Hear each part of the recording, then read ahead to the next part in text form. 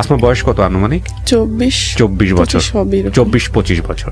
তো আমরা একেবারে শৈশব থেকে শুরু করি। ছোটবেলা আমি যতটুকু মনে আছে, আমি খুব চঞ্চলা ছিলাম, যেরকম দুষ্টামি করতাম অনেক। তো হঠাৎ করেই আমাদের, কিন্তু বুঝতাম না, আমাদের ঘরে অভাব ছিল কিন্তু বুঝতে পারতাম না আচ্ছা অতটা। তো দেখা গেছে যে হঠাৎ করেই আমার আব্বা একদিন অসুস্থ হয়ে যায়। তো অসুস্থ হয়ে যাওয়াতে তা আমাদের অঞ্চলে এখন মোটামুটি কাজ আছে, কিন্তু আগে ছিল না। তখন আমার বাড়ি ঘরেরই একটা আমাদের বাড়ি হয় আর কি। তা আমার আব্বার চাচা হয়, তো উনি কাজ করে মাধবদী নামে একটা এলাকা আছে ওইখানে। তো ওইখানে কাজ করে দেখা, তো একদিন আমাদের ঘরে খুবই অভাব টাননা লেগে যায়। তো আমার আব্বা একটু সুস্থ হয়, তখন উনি বলে যে তুই এইখানে থাকিস, কোনো কাজ, ওইটা আমাদের নিজের বাড়ি ছিল আর কি তখন। তো বলে তাহলে তুই আমার সাথে চল, আমি গাজর লাগাই দিব, সপ্তাহে 1000-1200 টাকা পাবি। এটা কাকে বলে? আমার আব্বাকে বলে। আচ্ছা, তখন আপনি একেবারে ছোট, মানে শুনেছেন এই গল্পগুলা? আমার মনে আছে একটু একটু মনে আছে। আপনার ভাই বোনের মধ্যে আপনার পজিশন কি? আমি 2 নাম্বার। 2 নাম্বার। কয় ভাই বোন আপনারা? আমরা 4 ভাই বোন। হ্যাঁ, 3 বোন 1 ভাই। 3 বোন 1 ভাই। জি বলেন। তারপর ভাই সবার বড়। তখন আমি দেখি তো আমার আব্বা ওখানে যায়। ওখানে যাওয়ার পরে তো কিছুদিন পরেই চলে আসে, মানে সপ্তাহে আয় পরে বিল পাইলেই। তো হঠাৎ করেই আস্তে আস্তে আশাটা কমাই দিছে। আচ্ছা, আস্তে আস্তে আশাটা কমাই দেয়। তখন মা খালি ভাবে যে কোথায় এসে। তা আব্বা বলে যে তখন তো আর ফোন ছিল না। তা আব্বা বলে যে এরকম কাজ, এই সেই হ্যান তেন এরকম বলে। তো মাও বিশ্বাস করে নাই। তো আগের মতন আর আব্বা আমাকে অনেকটা পছন্দ করতো মেয়ে হিসাবে, কিন্তু পরের থেকে অতটা বেশি টান নাই। যেমন আগে যেমন আয়া পড়তো, খালি হইতো যে তোরা ছাড়া ভাল লাগে না। তো হঠাৎ করেই এরকম করে। তো একদিন আমার আব্বা বলে যে চল তোর ফুপিদের বাসায় নিয়ে যায়। আমার ফুপি তখন পুরান ঢাকা থাকে, ওখানে চাকরি করে, মানে কেমন যেন একটা ব্যবসা করে আর কি। তো ওইখানে নাকি কাজ দিবে, অভাবটা না দেখা। আপনাকে বলে ফুপির কাছে নিয়ে যাবে? আমার মাকে বলে যে কাজ করবে, আমাদেরকে ওইখানে রাখবে। ওকে। তো আমরা যাই, যাওয়ার পরে কয়দিন পরে উনি চলে যায়, মানে ওই জায়গাটাই চলে যায় আমার ওনার বোনের বাসায় দিয়া। আচ্ছা। তো আমার ফুপি 1 সপ্তাহ রাখে, তারপর আমার ফুপি আর রাখতে চায় না। তো আমরা আসবো বা কি ব্যাপার ট্যাপার বুঝে না আমার মা। তখন আমি ছোটই মোটামুটি। আমার আম্মা বলে যে তাইলে কি করবেন এখন, তাহলে একটা কাজ বিছরাই দেন। তখন একটা বাসায় কাজ বিছরাই দেয়। তো কাজ বিছরাই দেওয়ার পরে তো ওই বাসাটা আমার ভাই আর আমার মারে নেয়, যেহেতু আমি ছোট ছিলাম, আমায় নেবে না। আচ্ছা। তো আমার ভাইয়ের নেয়। তো আমি কোথায় থাকবো? তো আমি ওই বাসাটা, আমার মা সারাদিন কাজ করে পেটে পাতে, কোনো টাকা নাই আর কি। তো আমি যাইলে ওই মহিলা খালি আমার মার সাথে অনেক খারাপ ব্যবহার করে। তো এক পর্যায়ে আমার মা রাগে বলে, আমি বলি মা আমার খিদা লাগছে। তো বলে যে খিদা লাগলে এখন আমার কাছে আসিস কেন, তোর বাপের কাছে যাইতে পারিস না? আমি কি করবো, যা মানুষের কাছ থেকে খুঁজা খাগা। তো আমি ট্রাই করছি, কিন্তু আমি কেউ মানে একটা রুটিও দেয় নাই। তারপরে ওখান থেকে বাসায় আসি। আসার একটু পরে রাস্তায় একটা মহিলা দেখি। ওই বাসাটা মনে হয় কয়তলা, 2 তলায় নাকি 3 তলা নাকি 4 তলা ছিল। আমার মায়ের জেনে আসছিল ওইটা 3 তলায় ছিল। 2 তলায় এরকমেরই ওই লোকগুলো যে ব্যবসা করতো বাতের, ওই ব্যবসাটাই ওই বেটাও করে। তো ওই বাসা একটা মহিলা কাজ করে। ওই মহিলাটা আমার দেখে প্রায় সময় সিঁড়িতে বসে থাকি। তো বলে যে তুমি কোন বাসায়? আমি কাজ করি না, আমার মা কাজ করে, আমার রাখে না। তো কয় যে তাহলে তুমি কি কাজ করবা, তুমি শুধু ভাত দিয়ে আসবা। তা আমি বলি যে কোথায়? এই যে এইখানেই। তো আমি খুশি হয়েছি, যেহেতু উপরে আমার মা। তো আমি বলি হ্যাঁ, আমি মার কাছে বলি। তখন মারে ডাইকে আনছি। মারে ডাইকে আনার পরে মা বলে ও তো ছোট মানুষ, ও তো কোনো কাজ পারবে না। তো ওই লোকগুলো কইতেছে ও শুধু ভাত দিয়ে আসবে, ও যেহেতু ছোট, এটা তো দেখতেই আছি। তার কিছুদিন পরে ওই মহিলাটা চলে যায়। আচ্ছা। ওই মহিলাটা যাওয়াতে আমার মা, আমার ভাই, আমরা সবাই এই জায়গায় থাকি। তো তখন আমরা ওই জায়গায় থাকি পেটে পাতে। আর কয় মাস আসছিলাম ওইটা মনে নাই। আচ্ছা। কয় মাস আসছিলাম জানি। তারপরে আমগরে পাঠায় দেয় ওই জায়গায়। আমার আব্বা আসা যাতায়াত করে। তো যাতায়াত করাতে মনে হয় ওইখান থেকে, আমার মনে হয় আর কি, ওইখান থেকে হয়তো আমার বোনটা হয়। বাসায় আসি, বাড়িতে আসি ঈদের মেয়েদে। এমনি তখন আমার আব্বা আনতে যায় নাই, আমার মা আমাদেরকে নিয়ে চলে এসেছে। আচ্ছা। তো বাড়ি এসে শুনি মা কানাখুশি আমার মা শোনে যে আমার আব্বা ওখানে বিয়ে করছে। তারপরে আমার এই বোনটা হয়ে যায়। তো এই বোনটা হওয়ার পরে এই বোনটা হয়ে যায় মানে কি আপনার মায়ের পেটেই হয়? হ্যাঁ। আচ্ছা। তারপরে তার কিছুদিন পরে 1-1.5 বছরের মাথায় আবার আমার ওই বোনটা হয়ে যায়। ওই বোন বলতে একদম সবশেষে? হ্যাঁ। তখন একদম টোটালি শোনাশুনি হয়ে যায় যে আমার আব্বা অন্য জায়গায় বিয়ে করছে। আচ্ছা। তো শোনাশুনি হয়ে যাওয়ার পরে আমার আব্বা বাড়িতে নিয়ে আসে। বাড়িতে কি মানে আপনার দ্বিতীয় মাকে নিয়ে আসে, সৎ মাকে নিয়ে আসে? আমার আব্বা 2-3 মাস আমার এই মাকে নিয়ে আনে নাই, সৎ মারে। তো একটা মহিলা ছিল, উনি খুব ঝগড়াইটা ছিল, বয়স্কর। ওনার ঘরে কাউকে যাইতে দিত না। তো আমার মারে যখন আমার আব্বা খেদাই দেয়, তখন মনে করেন ওই মহিলা এত আকুতি মিনতি করছে আমার আব্বার কাছে যে 4টা ছেলে মেয়ে ছোট ছোট, তুই এমন করিস না, ওর শুধু ভাত কাপড় দিয়ে রাখিস, তোকে আমার আব্বা রাখবে না। মানে আপনার মাকে রাখবে না? আমার আব্বা আমার মারে তো খেদাই দিছে, আমার নানিকে বাড়ি গেছে। আচ্ছা। তো আমার নানিদের বাড়িতে আবার আমার ভাই আমার বোন ছোটটারে রাখতো, আমারে আর আমার এই বোনটারে রাখতো না। তো আমি আর আমার এই বোনটা আমার দাদির কাছে থাকতাম। আমার চাচা তখন বিয়ে করে নাই, ছোটটা। তো থাকতাম। তারপরও দাদি খাইলে এটা ওটা বলতো, ছোটবেলা খিদা লাগতো বেশি বেশি, কিন্তু আলু টোকায় আনতাম, এরা টোকায় আনতাম, তারপরে করতাম। বাড়িতে আমার আব্বা একদিন আসে অনেকদিন পরে। তো আসার পর আমরা মনে করেন আমাদের ঘরে কোনো জিনিসপত্র ছিল না, আমরা মাটিতে ঘুমাইতাম একটা সালা বিছাইয়া।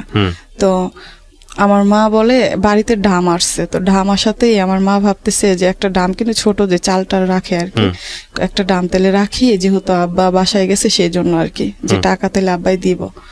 তো আমার মা বলে মার কাছে 150 টাকা দিয়ে আমার আব্বা চলে যাইতেছে, মানে যেদিন আইছে তার পরের দিন, আর 5 কেজি চাল কিনা দিয়া। তো আমার মা বলে যে একটা ডাম আসছে, তো পোলাপাইন ছোট, চাল টাল নেওয়া যায়, তো একটা ডাম কিনা দাও। আব্বা বলছে যে তোর কাছে টাকা থাকলে তুই কিনা নে। তখন আমার মা কি করলো যে তাহলে কি কিনবো, হ্যাঁ কিন। তা আমার মা একটা ডাম কিনছে 100 টাকা দিয়া। আচ্ছা। তো কিনার পরে আমার আব্বা রাগ হয়ে যায়, তখন রাগ হয়ে আমার মারে টাকা না দিয়ে চলে যায়। তো ওই 5 কেজি চাউল দিয়া আর 50 টাকা দিয়া আমাদের খুব কষ্ট হইতো। তারপরে আমার মা দেখতাম খালি কান্না করে। তা আমি আর আমার ভাই মা ভক্ত ছিলাম প্রচুর। তা আমার মাকে বলতেছি, মা বলতেছে যে চাল ডাল নাও, একটু খুইজা মাইজা খাওয়া যায়, কিন্তু আমরা লার্কি কোত্থেকে আনবো, মরিচ কোত্থেকে আনবো, এরকম চিন্তা করতেছে। তা আমার আব্বা তো 1 সপ্তাহ গেল, 15 দিন গেল, 2 সপ্তাহের উপরে, 1 মাসও 15 হয়ে গেছে, আসে না। তো মা খালি বলতেছে এতদিন হয়ে গেছে তার আব্বা আসে না, ফোন দিলে পায় না, এটা ওটা খবর পাঠায়, খবর নাই, এই সেই কোনো করে না। তারপরে আমরা আমরা চকের থেকে কাঁচামরিচ এনে দিতাম, মারে সিদ্ধ করে দিত। তারপরে টমেটো এনে দিতাম, সেটা সিদ্ধ করে দিত। লার্কি টোকাইতাম, সারাদিন চকেই থাকতাম। তো এরকম করে টমেটো আনতাম, আলু আনতাম, পেঁয়াজ আনতাম, আইনা তারপরে মারে দিতাম। তো ওগুলো দিয়ে তারপরও ভালো আছিলাম আর কি, মার কাছে আসতে পারতাম সারাদিন শেষে। তো হঠাৎ করেই আমার মারে আব্বা সৎমারে নিয়ে আসে। সৎমারে নিয়ে আসার পরে মারে খেদাই দেয়। তো নানিদের বাড়িতে আমগরে রাখে না, শুধু আমার ভাইয়েরে আমার মারে রাখে আর আমার ছোট বোনটারে রাখে। তো ওখানে মনে হয় অনেকদিন থাকে, 6-7 মাস কি 1 বছর, তো মনে নেই আমার। তো ওখানে থাকার পরে তো ওইখানে আমার যাইতে পারতাম, দেখা গেছে যাইলে থাকতে পারতাম না। যেমন আমার খালা, আমার মামারা খুব রাগ করতো যে অনেক মানুষ এমনিতেই এটা ওটা, মারে অনেক কথা বলতো। তো সেই জন্য আমার মা খুব কান্নাকাটি করতো যে এখানে আসিস না, এটা ওটা। তো একদিন আমার আব্বা হঠাৎ করে, আমার সৎমা 3 মাস হয়েছে আসে না।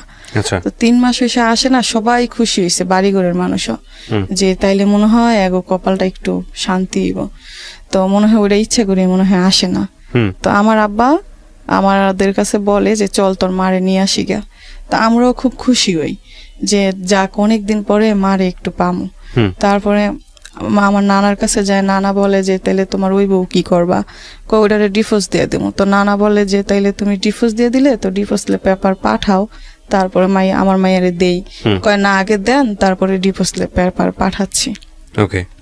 তা আমার মাও ভাবলো যে হয়তো বা ঠিকই, আর এখানেও তো কষ্টই আছি, ওইখানেও তো আমার মা পোলা প্যান্ডেরে নিয়ে একটু থাকতে পারবো, এই চিন্তা করে আমার মা অনেক বলার পরে আমার আব্বা, তা আমার মা আসে। আমার মা আসে, তো ওই দিন আমরাই নিয়ে আসি, আমার আব্বা নিয়ে আসে না। তো আমরাই নিয়ে আসি, খুব খুশি হই, সারাদিন খুব খুশি যে মারে পাইছি, এনে যে কই অনে যে কই আরে কই ওরে কই যে মা আইছে মা আইছে। তো কইতেছি, তো মানুষও তো দেখছে যে এতটা দিন খুব কষ্টে ছিলাম, মানুষও খুব খুশি হয়েছে। হঠাৎ করেই আমার আব্বা বাজার করছে ওই দিন হালকা পাতলা, আমাদের ওদিকে সপ্তাহে টাকা পাইতো তো আগে, তো বাজার করছে হঠাৎ করে বাজার করার পরে আমার আব্বা বাজার করছে, আমার মা রান্না করতেছে, আমি আমার ছোট বোনটারে কোলে লইয়া, সন্ধ্যা তখন অন্ধকার হয়ে গেছে, এই ঘর থেকে ওই ঘরে অন্য মানুষের ঘরে আর কি যাইতেছি, তখন চিপায় আমার সৎ মারে দেখছি উনি আসতেছে। ওইটা দেখা ভাই আমার মানে কলিজা এমন ভাবে চিপ দিছে যে এখন তো আমার আব্বাই তাইলে আমার মার সাথে আর কথা বলবে না। তো ওইটাই হয়েছে, আমার সৎ মা আসার পরে আমার আব্বার কথা বলে না আমার মার সাথে। তো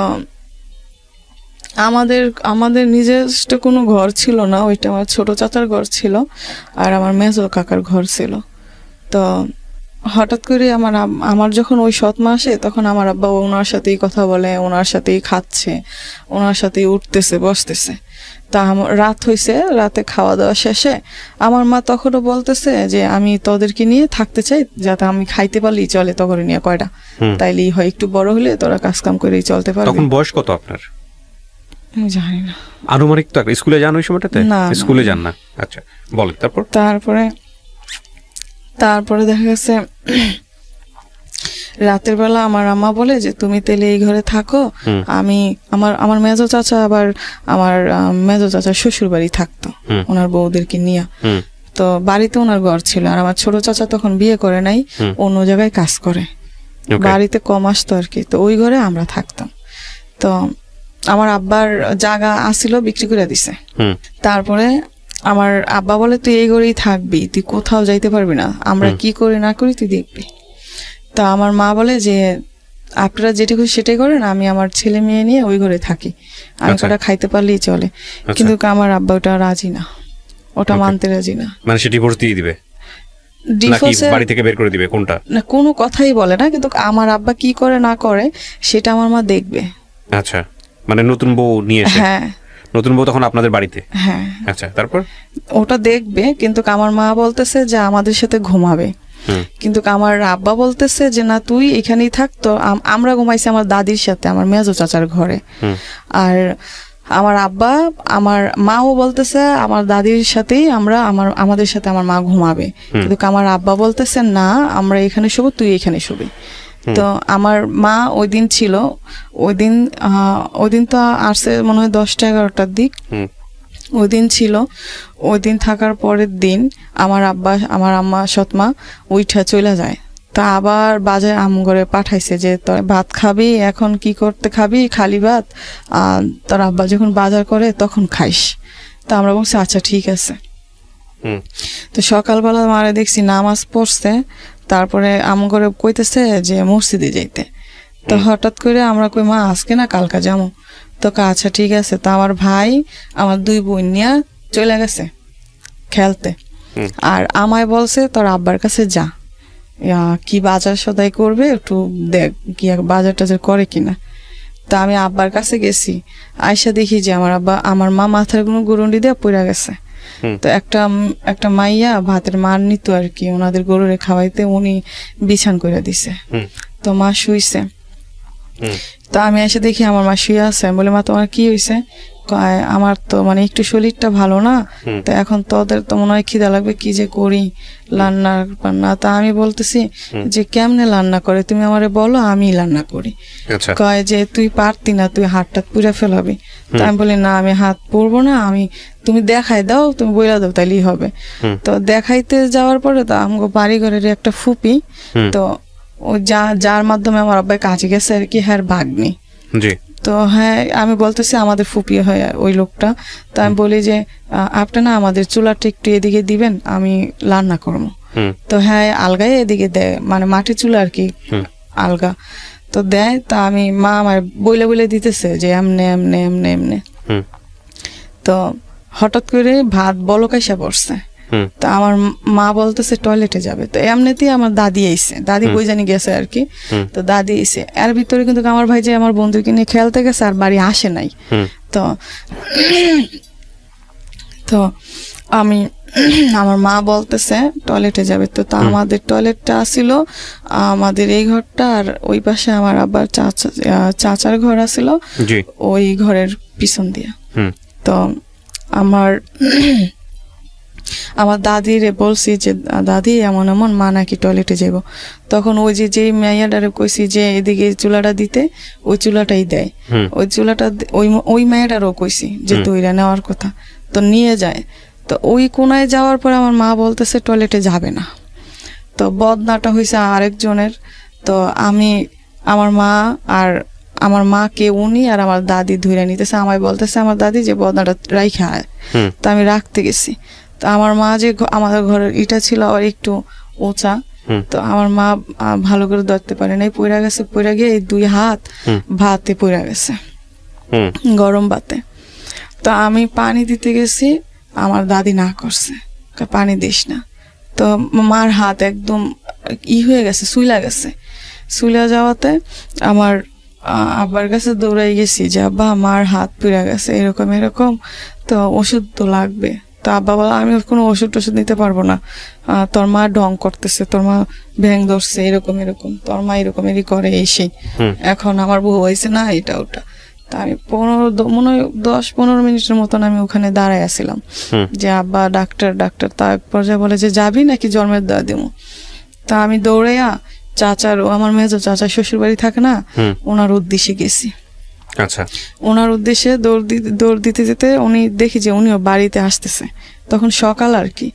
তো দেখি উনিও আসতেছে, বাজারে পাইছি, তো আমি কান্না করতেছি, কয় কি হয়েছে? আমি কাকা আমি তো আপনার কাছে যাইতেছিলাম। কয় কেন? আমি কই আমার মার তো হাত পুড়া গেছে। তো তখন আমার চাচা কয় তোর আব্বা? আমাকে আব্বারে কইছি, কিন্তু আব্বাই কোনো ডাক্তার নেয় না। তখন আমার চাচা একটা ফার্মেসির ডাক্তার নিছে, উনি কি জানি দিয়াইছে। তো সারাদিন মোটামুটি ছিল, কিন্তু আমার আব্বাই সারাটা দিন ঝগড়া টগড়া, দুপুর টাইমে এসে ভাত পায় না, বকা টকা অনেক, এইটা ওটা ভাইয়েরে মারতেছে, আমায় মারতেছে। তো সন্ধ্যাবেলা আমার মার কোনো ডাক্তারের কাছে নেয় না, তখন আমার ভাই মোটামুটি অনেকটাই বুঝে। তো আমার ভাই বলতেছে যে তুই ওগর একটু দেখিস, আমি নানিদের বাড়ি যাই। আচ্ছা, তখন আমার আব্বা বলতেছে যে তুই যদি এই কোনার থেকে ওই কোনায় যাস তাহলে তোর পাও কাইটা রাইখে দেবো। তো আমার ভাই ডরে যাইতেছে না। তো আমার দাদি বলতেছে যে ঘরে একটা লুগ্গা মানুষ কি না কি হয়েছে, কোয়া যায় না, মাছটা আনিস না। তো আমার সৎমা বলতেছে মাছ ছাড়া নাকি ভাত খাইতে পারবে না। তো আমার আব্বা মাছ আনছে। তার কিছুক্ষণ পরেই এরকম করতেছে দেখে আমি ঘরে ঢুকছি, ঘরে ঢুকে দেখি যে আমার মা কেমন জানি করতেছে। তখন আমি দৌড় দিছি বাইরে, আমি কই বলেন, সমস্যা নেই বলেন, আমি বুঝতে পারছি আপনার বলতে অনেক কষ্ট হচ্ছে, বাট আমাদের শ্রোতারা তো আসলে না বললে বুঝবে না কি ঘটনা ঘটেছে, বলেন। তা আমার একটা চাচা, আমার আবার চাচতো ভাই, আর যে মাইয়াটার কথা কইছি হ্যাঁ মা দৌড় দিছে, ঘরে ঢুকে দেখে আমার মা নাকি মারা গেছে। মানে কি আপনিও দেখতে পারেন নাই? শুধু আমি একটু ঢুকছি, তখন দেখ শর্মা কেমন জানি করতেছে।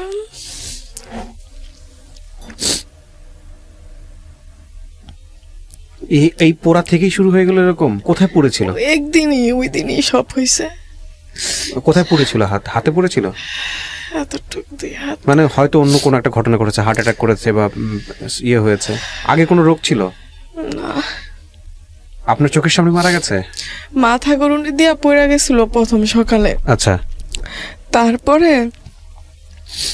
তারপরে মাথা গুনে পড়ার পর কইতেছে শুয়ে কইতেছে যে আমার ভাল লাগতেছে না, তো তোরা তো খাবি, কি খাবি?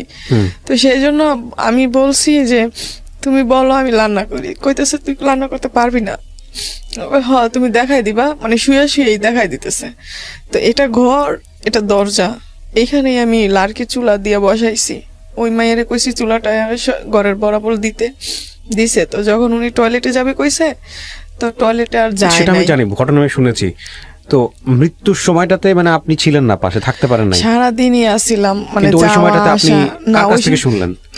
ওই সময়টায় তো আমরা ছিলাম, কিন্তু কথা হয়েছে কি, আমার আব্বা তো বাড়ি এসে না, বাড়ি এসে অনেক অনেক ধরনের মৃত্যুর কথা- সময়টাতে কে ছিল ওনার পাশে? একদম মৃত্যু যখন খালি ঘর ছিল, আমরা বাইরে ছিলাম, আমরা বাইরে ডাকও দিতে পারেনি কাউকে? না, শোয়া ছিল। উনি খালি কইতো আমার কলিজা কলিজা ব্যথা করে, কলিজা ব্যথা করে। ও, নিঃসন্দেহে হয়তো হার্ট অ্যাটাক হয়েছে বা কিছু একটা হয়েছে। তো তারপরে কি হলো, আপনারা যখন জানলেন যে মারা গেছে, এরপরে কি হয়েছে পুরো ঘটনাটা একটু বলেন তো। তারপরে যখন শুনছি মারা গেছে, তখন তো আমি অতটা কান্না করি নাই, হুম তখন বুঝতে পারতাম না। আমার ভাই কান্না করছে। হুম। তো সারাদিন আমার কাছে মনে হয়েছে কি যে আমার মা হয়তো একটু পরে উঠে পড়বে, হুম মারা যায় নাই। হুম আমরা ঘুমাইছি আমার মামার বাসায়, হুম এটা ওনাদের বাসা পাশাপাশি আছিল। হুম তো ওই জায়গায় ঘুমাইছি দাদির সাথে। তা আমি খালি কইতেছি আমার এত কান্না করতেছেন কেন, আমার মা তো একটু পরেই উঠবে। হুম। তো সকালবেলা হয়েছে, উঠে নাই, তখন মনে হলো সত্যিই মারা গেছে। আহা, তখন বয়স কত তখন আপনার? বয়স হিসাব জানেন না? 7-8 বছর বা 7-8 9 বছর বছর হবে। এমন হইতে পারে। মানে আরো বোন দুইটা ছোট ছোট, হ্যাঁ। ওরা তো বুঝেই না কিছু। বাপ আসলো না ঘরের মধ্যে? পরে আইছে। তারপর ভাইটা কই ছিল? হ্যাঁ, ভাইটা এখানে।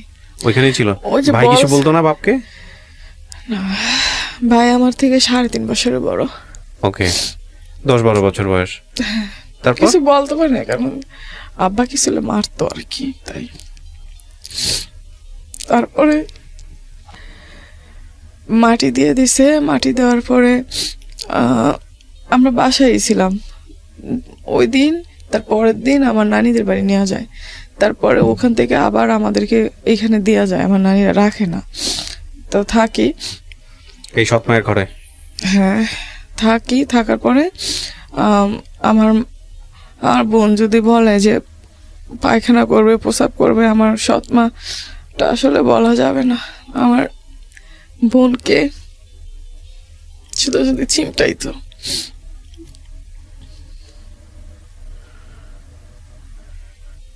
আপনি বলেন, গল্পগুলো যদি না বলেন, আপনি যদি এরকম গ্যাপ নেন, আমাদের শ্রোতারা বুঝবে না, বিরক্ত হবে।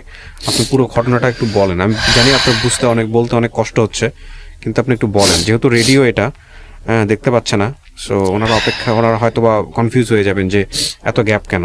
প্রিয় দর্শক এবং শ্রোতা, আপনারা বুঝতে পারছেন যে ওনার বলার ধরনের গ্যাপের পেছনের অন্যতম কারণ হচ্ছে এটা। আপনারা গ্যাপ হলে একটু ধৈর্য ধরবেন, কারণ ওনাকে যথেষ্ট কষ্ট করে গল্পগুলো বলতে হচ্ছে। তারপরে কি হতো?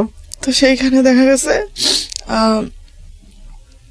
আমার বোনকে পায়খানা রাস্তায় চিমটাইতো। তো আমার বোন যাইতে চাইতো না, গোসল করালে সাবান দিত মুখে, তাই যাইতে চাইতো না, খালি কান্না করতো। হুম তো আমি তখন জানি না আল্লাহ কোত্থেকে বুঝ দিছে, তো আমি তার আগ পর্যন্ত কিন্তু আমার বোনদেরকে আমি কোলে নিতে চাইতাম না। হুম তো তখন থেকে আমি নিজে ওদেরকে কোলে রাখা শুরু করলাম। এই দুইজনকে? হ্যাঁ। ওকে। তো খাবার দাবার দিত ঠিক মতো? আব্বার সাথে বসতে খাইতাম। আব্বা যখন আসতো আব্বা তখন খাইতাম, তার আগে খাইতে পারতাম না, খিদে লাগলো না।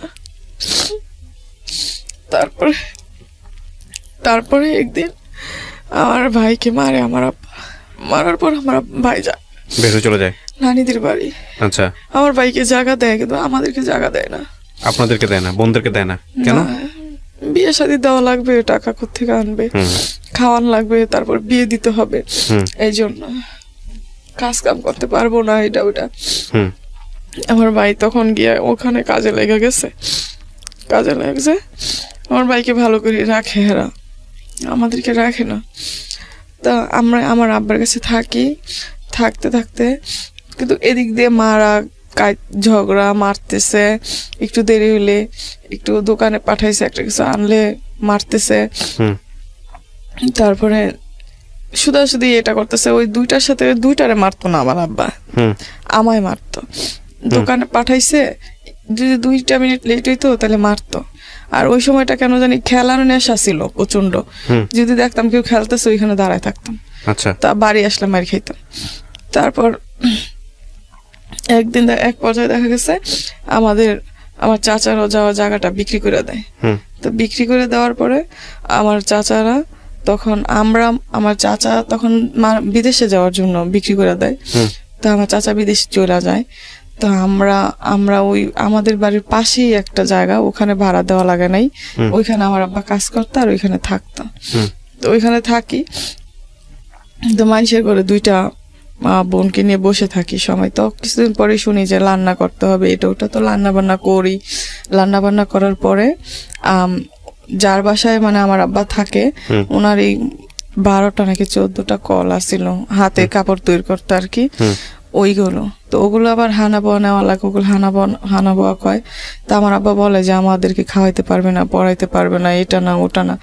তা আমি বলি যে আমি এদেরকে এখন নিয়ে কোথায় যাবো, যাওয়ার তো কোনো সিস্টেম নাই। হুম তা আমি কি করে বলি যে আব্বা আমার না স্কুলে যেতে মন চায়, তা আমি কি করবো এখন, আমার বান্ধবীরা স্কুলে যায়, আমার না তুমি একটু স্কুলে ভর্তি করে দাও, আমি রান্না করব, আবার আমি ওদেরকে খাওয়ায় দাওয়ায় গায়ে গোসল করায় রাখবো, দিয়া যাবো, তুমি শুধু একটুখানি রাখবা। মানে আব্বা ওইখানেই কাজ করতো আর কি। হুম আর আমি আইসা আবার ই করবো। তো ওই যে হানাবোয়া কয় ওগুলো আবার আমি নিতাম, কিন্তু ওগুলো অত টাকা আসতো না, 30 টাকা 40 টাকা দিত একটা নিলে।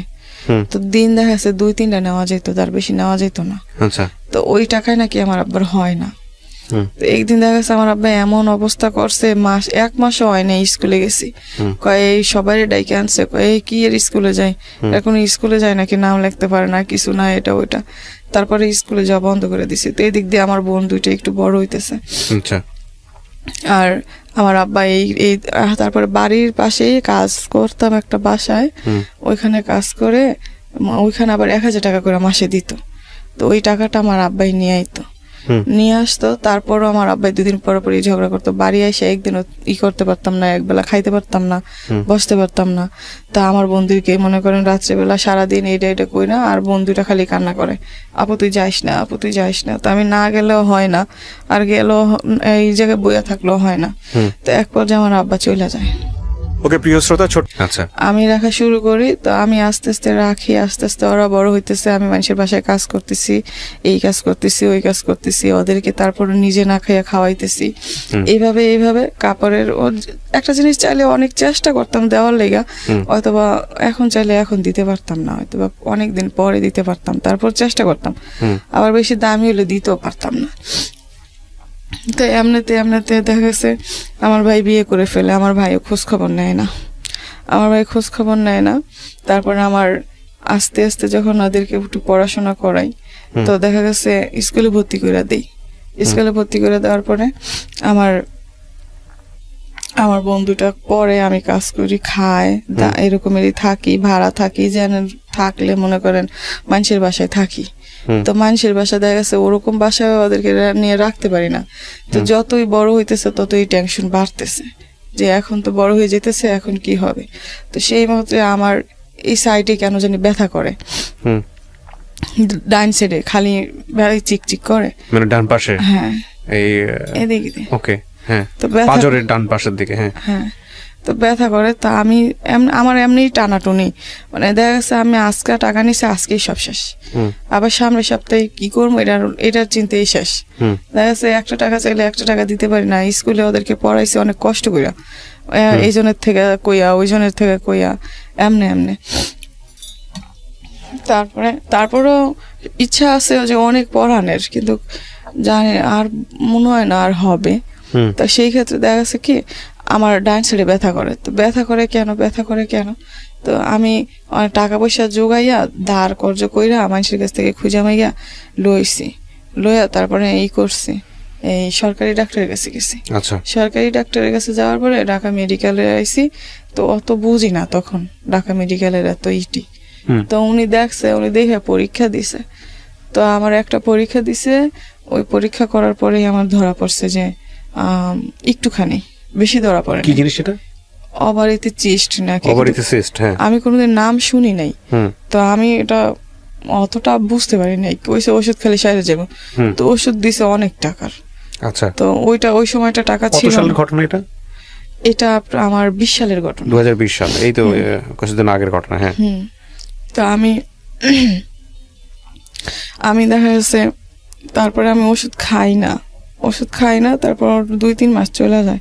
তো দেখি যে আমার শরীর আস্তে আস্তে খারাপের দিক যাইতেছে। আচ্ছা। তখন আমি আবার একটু করলাম, আবার গেছি, তখন আবারও পরীক্ষা দিছে, তখন আবার এমনি যোগায় টোগায় পরীক্ষা করছি। করার পরে দেখি যে অনেক বড় হয়ে গেছে। তখন আমি যারা আমার সাথে থাকে তাদের সাথে কইছি, আর মানুষের কাছে কইছি যে এরকম অপারেশন নাকি করা লাগবে, নাইতে আমায় নিষেধ দিছে যে ভারী পানিটা আলগাইতে পারবেন না, এই বালতি আলগাইতে পারবেন না, বেশি খাওয়ান আলগাইতে পারবেন না, বেশি জোরে হাঁটতে পারবেন না, সিঁড়ি দিয়ে করতে পারবেন না। তো আমার তো এগুলো মানলে আমার হবে না, পেটের ভাত যে উঠবে না, আমি কাজ করে খাই। তো সেই আমি তারপরে কি করলাম, আমি এরকম করার পরে তো কয় তাহলে কেমনে কি, তা আমি ওই ডাক্তারের হাতে পায়ে দইরা আমি ওই ডাক্তারে কয় 1 লাখ টাকা ছাড়া নাকি হবে না, এটা ওইটা। তা আমি বলি দেখেন এরকম, তো এখন আমার অপারেশনটা, কয় তাহলে তোমার গার্জিয়ান কি? আমি কই আমার কোনো গার্জিয়ান তো নাই। তা আমি তারপরে আমার আব্বার সাথে আমি যোগাযোগ করি, যোগাযোগ করার পরে আমার আব্বার কাছে বলি, তা আমার আব্বা বলে তোর সাথে যায় কি? আমি কি আমার কাছে তো কেউ নাই যে যাবে, আমি তো এরকম খুঁজে আমি গিয়ে না হয় লইলাম, তো তুমি 20-30 হাজার টাকার ব্যাপার, তো তুমি যদি ওইটা যদি একটুখানি ম্যানেজ করে দিতা। তো আমার আব্বা বলে না, দিবে না, কয় যে তোর অপারেশন তুই মরে গেলেও আমার কোনো কিছু আইতো যাইতো না। তারপরে আমি মনে করেন ডাক্তারের কাছে বলি যে এরকম, তো ডাক্তার বলে যে আচ্ছা ঠিক আছে, তো তুমি আসো। তারপরে আমি খুঁজা মাইগা মানুষের কাছ থেকে এমনে টাকা মিল করছি, কিন্তু মানুষ টাকা দিছে যে যত পারছে, কিন্তু কেউ যায় না হসপিটালে। আচ্ছা। কেউ নাকি আমি বলি একটু সাইনটা দিবেন, কয় না কেউ দিত না, মানে বনসই অপারেশনের জন্য। হ্যাঁ, তো কেউ দিবে না। তা আমার 2টা বোনেরই আমি নিয়ে গেছি। তারপর ডাক্তার আমার অপারেশন করছে। অপারেশন করার পরে আমি ভাবছি হয়তো বা মানুষের কাছ থেকে যে আমি নিছি, অপারেশনের পরে একটু স্বস্তি পাবো। তারপরে অপারেশন করার পরে মনে হয় সপ্তাহখানি ভালো আছিলাম। তারপরে দেখি যে আবার ওষুধ লাগে, এটা লাগে ওইটা লাগে, ওগুলো আনতেই পারি না। তারপর দেখি যে হঠাৎ করেই 2 মাস পরে আমার কি যেন একটা হয়ে গেল নাভিতে। তো হওয়ার পরে ওইটা মনে করেন ডাক্তারের কাছে গেছি, ডাক্তার কি একটা মলম দিছে, মলম দেওয়ার পরে কইছে সারে যাব, তারপরে সারে না, তারপরে সারতেছিল না।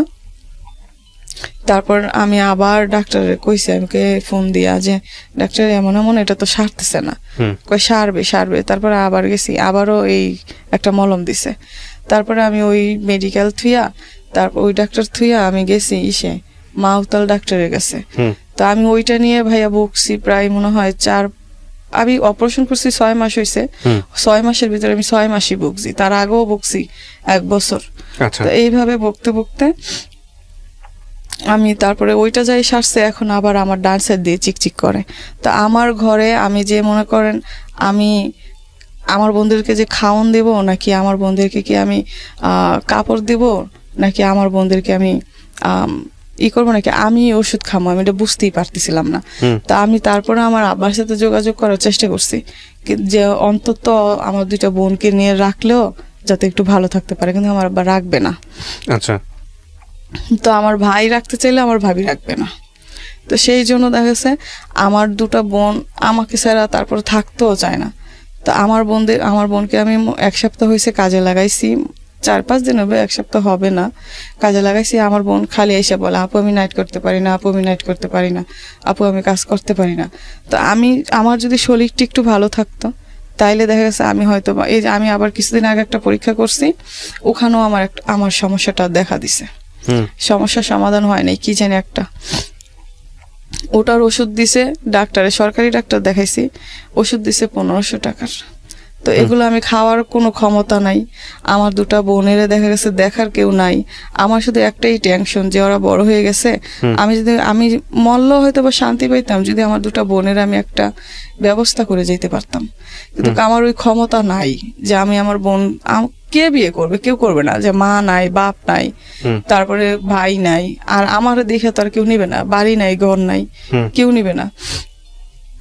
তো দেখা গেছে আমার 2টা বোন দেখা গেছে আমরা 3 বোন সারাক্ষণ খালি কান্না করি যে এটা কি হইলো। দেখা গেছে ফুপিরা দেখে না, নানিরা দেখে না, আমার আব্বাই দেখে না, আমার ভাই দেখে না। তো আমি আসলে তারপরও কষ্ট করে আমি কাজ করে অগরে খাওয়ানোর কোনো সমস্যাই আমার নাই। আল্লাহ যদি আমার শরীরটা ভালো রাখে খাওয়াইতে পারবো মনে হয় অনেকটা। তারপরও আমি নিজের অনেকটা মনে করি যে আমি সারা দিন কষ্ট করে আমি বাসায় এসে আমার দুটো বোনেরে আমি বকে নিয়ে ঘুম পারি। ওদেরকেও অন্তত আমি হয়তো বা মায়ের অভাব থেকে হয়তো বা মা তো আর ফিরাই দিতে পারবো না, মার আদরটাও তো আর আমি আর দিতে পারবো না, কিন্তু মায়ের অভাবটা অনেকটাই কম পায় আমারে দেখা। এতটুক ওরা খালি কয় যে আপু তুই যদি না থাকতি তাহলে আমগো জানি কি হইতো, তুই যদি না থাকতি তাহলে আমগো জানি কি হইতো। ওকে এখন 12-13 বছর হয়ে গেছে, বড় হয়ে গেছে, এখনো ওদের পিছনে কেউ নাই দেখার মতন। তা আমি আসলে ভাইয়া কখন জানি কি হয় আমি নিজেও জানি না।